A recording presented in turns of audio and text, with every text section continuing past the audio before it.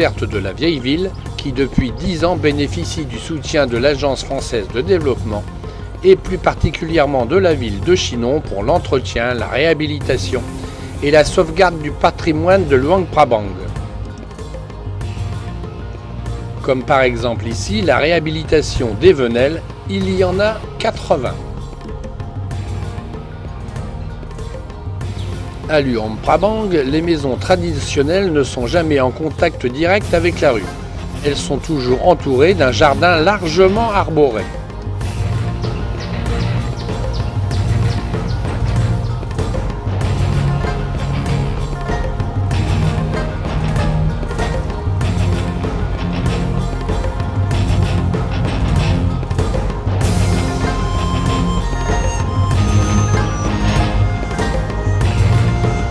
Les maisons coloniales s'alignent, elles, le long de la chaussée et forment le front de rue.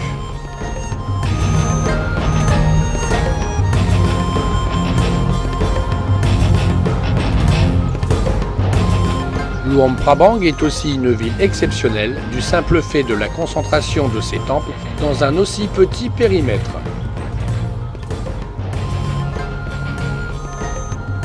Quoique quasiment détruits intégralement au XIXe siècle, ils furent reconstruits à l'identique et représentent aujourd'hui un patrimoine rare en Asie du Sud-Est.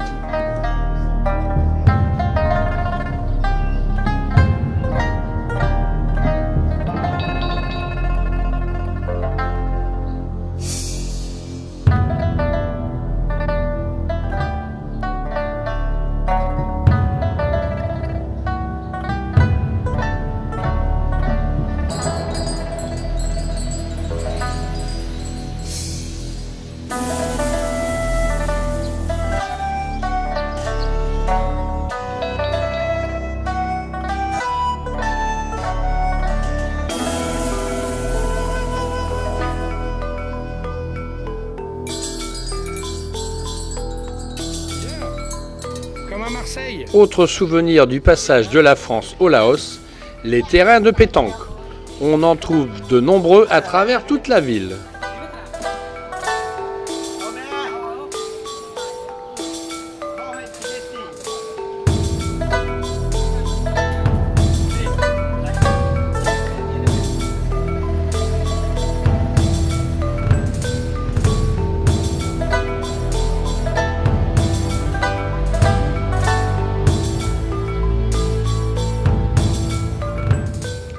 Tout au long du Mékong, un grand nombre de restaurants qui s'animent surtout dans la soirée.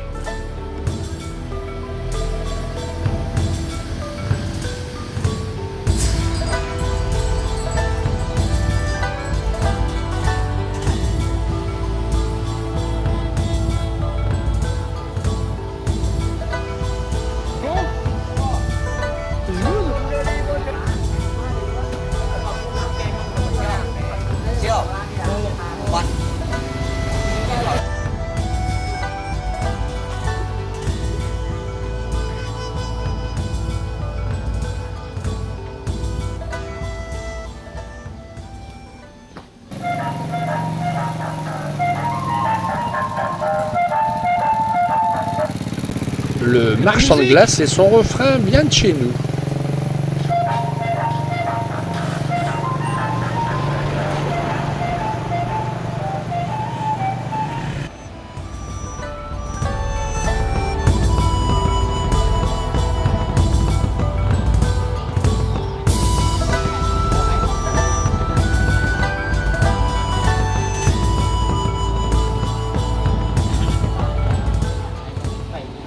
Certains quartiers de la ville sont consacrés à une activité unique, comme ici la fabrication de gâteaux de riz séchés au soleil et au gaz d'échappement.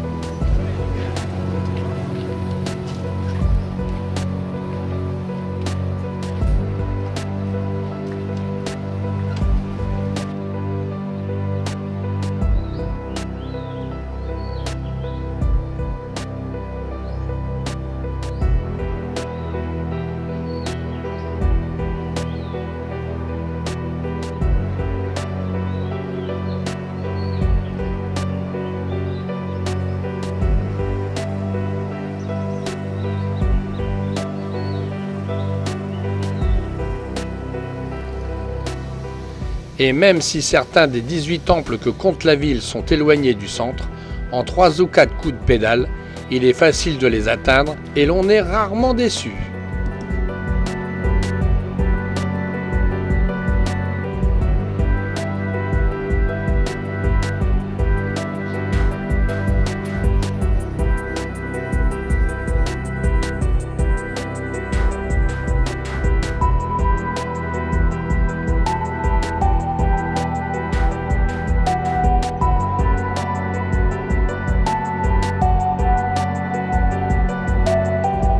Le Palais Royal, aujourd'hui musée de la ville, abrita la famille royale jusqu'en 1975. Dans les jardins, le Wat Prabang, destiné à recevoir le Saint-Bouddha d'or d'origine célanaise. Il fut offert en 1359 par le roi Khmer Praya au fondateur du pays, Phra Ngun.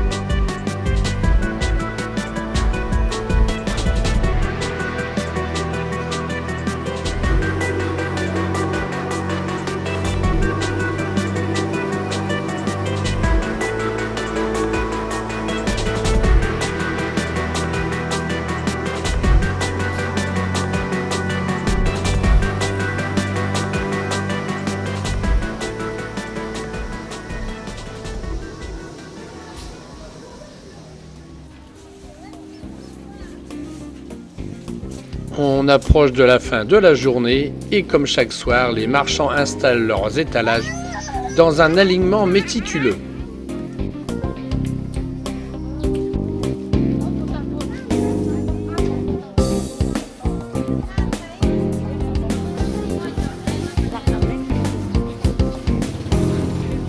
Sur le marché voisin, on attend les derniers clients.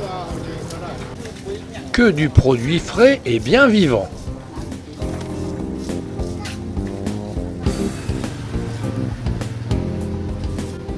Une pâte de riz farcie d'une cacahuète, enrobée dans une feuille de chou cuite à la vapeur, une petite merveille. C'était ma gâterie du soir.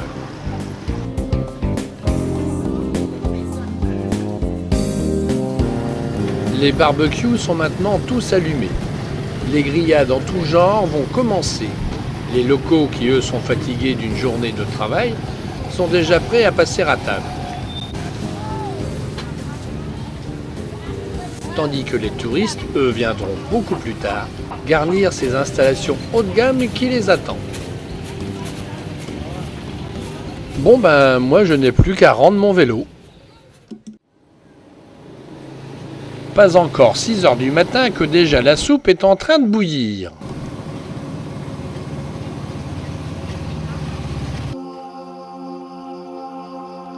Ce matin, agitation fébrile dans les rues de Luang Prabang. Comme tous les matins d'ailleurs.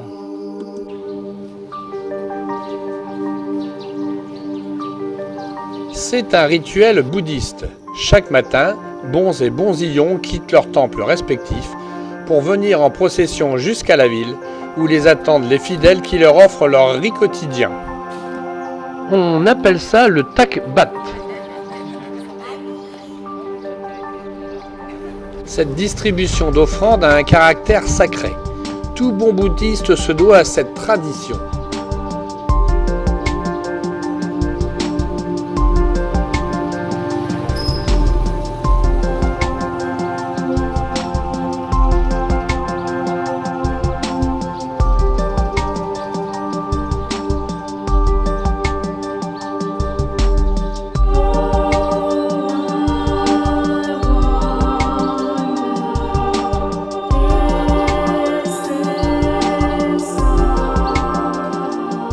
Drapés dans leurs robes orange vif, ceintureux d'un tissu jaune, dans un profond silence, à part peut-être les mobylettes, la longue file de bonzes sébiles à la main se déplace lentement, avec seulement le bruit de leurs pieds nus frottant sur le trottoir.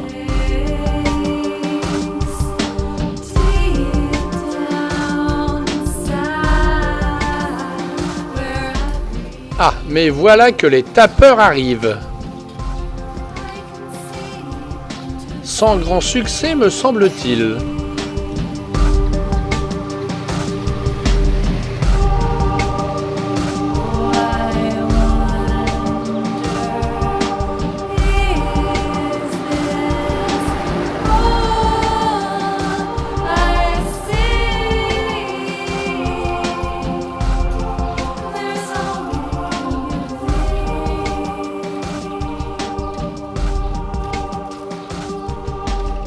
Évidemment, le côté authentique s'est un peu émoussé depuis que les touristes ont envahi le pays.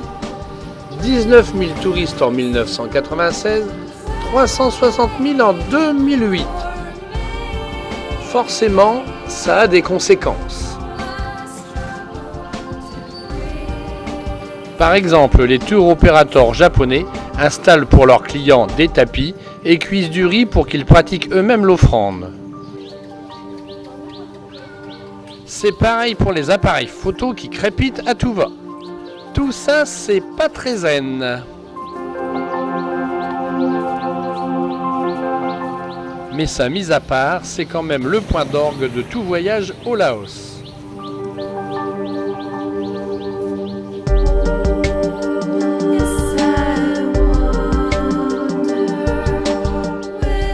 Le Laos que je quitterai demain matin pour Bangkok, où j'ai rendez-vous avec mon ami Pompon.